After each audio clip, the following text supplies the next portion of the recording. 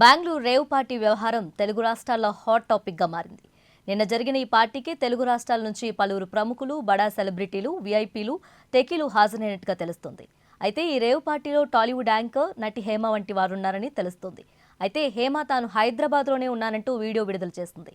కానీ హేమ రేవ్ పార్టీలో ఉన్నట్లు ఆమె ఫోటోను బెంగళూరు పోలీసులు రిలీజ్ చేశారు.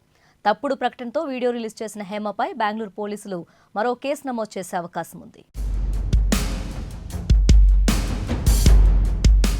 రేవ్ పార్టీ వద్ద పలువురిని అదుపులోకి తీసుకున్నట్లు అక్కడ మీడియా రిలీజ్ చేసిన వీడియోలను చూసి కొంతమంది సోషల్ మీడియాలో తప్పుడు కథనాలు ప్రచారం చేస్తున్నారు. ఆ వీడియోలో హీరో శ్రీకాంత్ ఉన్నాడని, జానీ మాస్టర్ కూడా కనిపిస్తున్నాడని వీడియోలను వైరల్ చేశారు. ఇక వైసీపీ శ్రేణులైతే జానీ మాస్టర్ను జనసేన పార్టీని ట్యాగ్ చేస్తూ మరీ ఆ వీడియోను షేర్ చేస్తూ వచ్చారు. ఇప్పటికే హీరో శ్రీకాంత్ దీనిపై క్లారిటీ ఇస్తూ ఓ వీడియో విడుదల చేశారు. తాజాగా జానీ మాస్టర్ కూడా ఓ క్లారిటీ ఇచ్చాడు. తనకు అటువంటి అలవాట్లు లేవని, తన గురించి తెలిసిన వాళ్ళందరికీ తెలిసే మొదటి విషయం అదే అని సోషల్ మీడియా ద్వారా ట్వీట్ చేశాడు. అనవసరంగా తనపై జనసేనానిపై బురద జల్లే ప్రయత్నం ఇదని ఖండించాడు. ఇలా తప్పుడు ప్రచారాలు చేసే గుంటనక్కల ఏడుపులు తొందరలోనే వింటామని కౌంటర్లిచ్చాడు.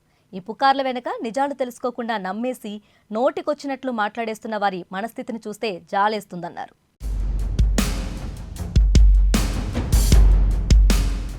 బెంగళూరు రేవ్ పార్టీలో పట్టుబడిన వారిలో పవన్ కళ్యాణ్కు సన్నిహితులు ఉన్నారని సోషల్ మీడియాలో ప్రచారం జరిగింది. కొన్ని ఫోటోలు కూడా పెడుతూ కొందరు పోస్టులు చేశారు. వాటిని చూసిన జానీ మాస్టర్ ఆగ్రహం వ్యక్తం చేశాడు. పోస్టులు చేసిన వారివి స్క్రీన్ షాట్లు తీసుకొని షేర్ చేశారు. ఇలాంటి ఆరోపణలు చేయడం సరికాదని హితవు పలికారు. ఎన్నికల ఫలితాల అనంతరం తనపై దుష్ప్రచారం చేసిన వారికి త్వరలోనే తగిన బుద్ధి చెబుతానని అన్నారు.